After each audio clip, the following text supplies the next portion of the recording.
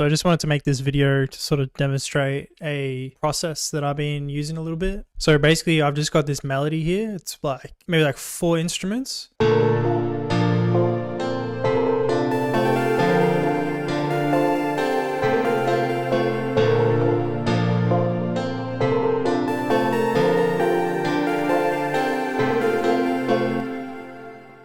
Just using like serum, triton, serum, triton. So I've got like this main idea, and this is a really great way that I've found to kind of get myself out of this, like, you know, you can easily get stuck in like a 4-bar loop or an 8-bar loop, and then you don't really know where to go. What I've been doing recently is I just record this melody back. So this is the recording of it.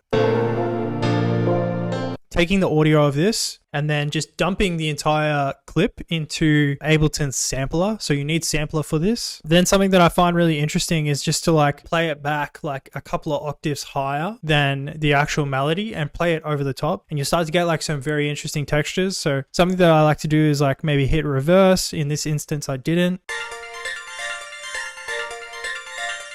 So what I've done in this case is I've gone into the filter and I've just adjusted the frequency. Just because it's a couple of octaves higher, I've just like cut off the highs just so it wasn't too harsh. I kind of like to just like go around and pick out like a nice sort of resonance that I like. Then from there, you can use this sort of distortion to just shape it a little bit, give it a little bit of character. And then another thing that I've been liking doing is running it through this LFO and setting the volume pretty harshly so that it controls how much of the volume goes through it. So this is in like quarter notes.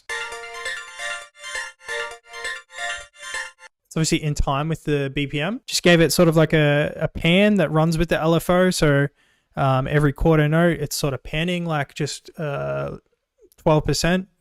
Another thing you can do is like adjust the pitch if you want to give it kind of that sort of vinyl sound. So your options are pretty endless. Like I've only really gone into sort of 2 sections of this, and there's obviously other things that we could do and explore. But then from there, you can also do some external processing. So I've put erosion on this, a flanger, and then I ran it through a reverb. So altogether, this is how it sounds.